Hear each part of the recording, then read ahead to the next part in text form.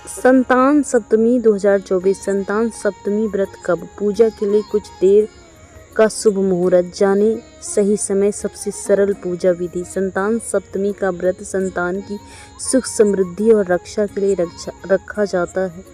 इसे देश के अलग अलग भागों में अलग अलग नामों से जाना जाता है, जैसे मुक्ताभरण सप्तमी, संतान सप्तमी, दुबड़ी सप्तमी के नाम से जाना जाता है। आइए जानते हैं संतान सप्तमी की पूजा विधि, शुभ मुहूर्त और महत्व के बारे में। भाद्रपद मास में सप्तमी का विशेष महत्व होता है। भाद्रपद में सप्तमी तिथि को मुक्ताभरण सप्तमी, संतान सप्तमी और दुबड़ी सप्तमी के नाम से जाना जाता है। इस दिन महिलाएं अपनी संतान की मंगल कामना के लिए व्रत रखती हैं। साथ ही संतान की प्राप्ति के लिए जो महिलाएं कामना करती हैं, उनके व्रत को पूर्ण करने के लिए प्रभु उन पर अवश्य कृपा बरसाते हैं। इस दिन दुबड़ी माता की पूजा की जाती है। दुबड़ी सप्तमी या संतान सप्तमी का व्रत कब रखा जाएगा, आइए जानते हैं। कब है संतान सप्तमी का व्रत? बता दें कि मुख्य रूप से राजस्थान में इसकी दुबड़ी सप्तमी इसे कहा जाता है, जबकि देश के अन्य भागों में इसे संतान सप्तमी या मुक्ताभरण सप्तमी के नाम से जाना जाता है। महिलाएं अपनी संतान की लंबी आयु, अच्छे स्वास्थ्य के लिए व्रत रखती हैं। दुबड़ी सप्तमी का इस बार व्रत 10 सितंबर 2024 को मंगलवार के दिन रखा जा रहा है।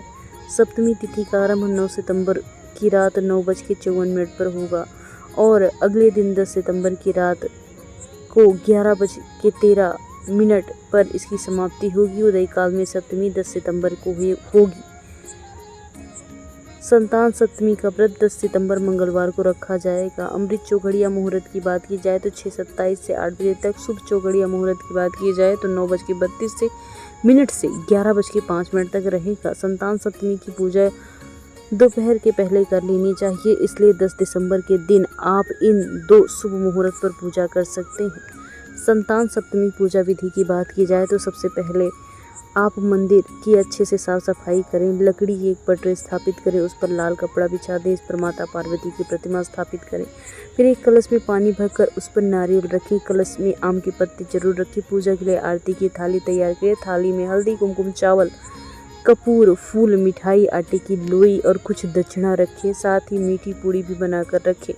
इसके बाद 7 पूड़ी केले के पत्ते में बांधकर उसे पूजा में रखें। संतान की रक्षा की कामना करते हुए भगवान शिव, माता पार्वती को कलावा अर्पित करें। पूजा करते समय सूती डोरा हाथ में पहन ले। ये व्रत माता और पिता दोनों ही रख सकते हैं। इसके बाद संतान सप्तमी की कथा का पाठ करें। अगर आप कथा का पाठ करने में असक्षम हैं या फिर अगर आपको सुननी है तो आप चैनल पर आकर संतान सप्तमी कथा अवश्य सुन सकते हैं। अंत में माता पार्वती की आरती अवश्य करें।